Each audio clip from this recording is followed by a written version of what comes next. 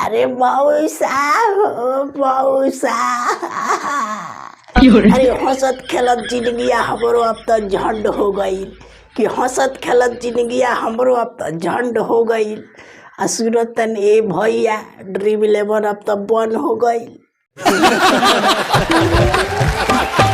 तो ये भैया लोग अब हम करोड़पति बने वाला रहनी हो कि तोले सारा ड्रीम 11 बंद हो गई हो। माने बुझ जाइए भैया, है मोदी सरकार बेरोजगार युवा सन के पेट पर लात मार देले बानी। माने बुझ जाइए हमनी जस बेरोजगार युवा के बस एक ही काम रहल ड्रीम 11 पर टीम बनावे वाला, वो सरकार छीन ले हलो। अरे दादा हो दादा, इतना दौरत हमार माल छोड़ के गोल तो ना भइल, जितना दौरत ड्रीम 11 बहुत भइल बा तो होता। बताइए भैया, हमारा देश के युवा लोग के बस अमीर बने के एक ही गो रास्ता रहल ह, वो ड्रीम 11 ससुरा वो सरकार बंद कर दहलस।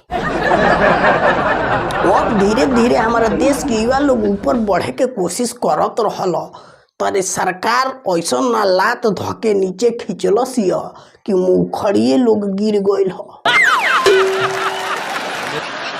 अब जब से हम सुनले बानी नु कि ड्रीम 11 बंद हो गइल बा, हमारा देश के युवा लोग के बड़ी चिंता होता। माने बुझ जाए कि अब बेरोजगार लोग कहाँ जाए लो, का करी लो। कम से कम ड्रीम 11 रहल तो एगो रोजगार रहल कि ना।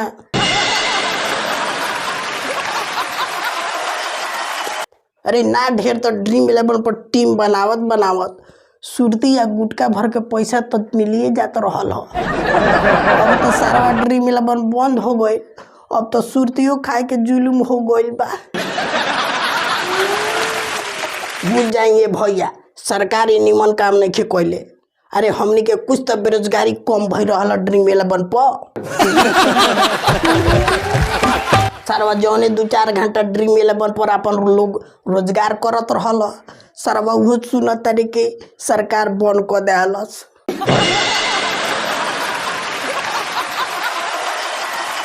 मौसा हो मौसा, हम अपना जनुआ से कहत रहनी कि टेंशन मत लो, ड्रीम 11 पर जहिया करोड़पति बने हम तारा से बियाह करे।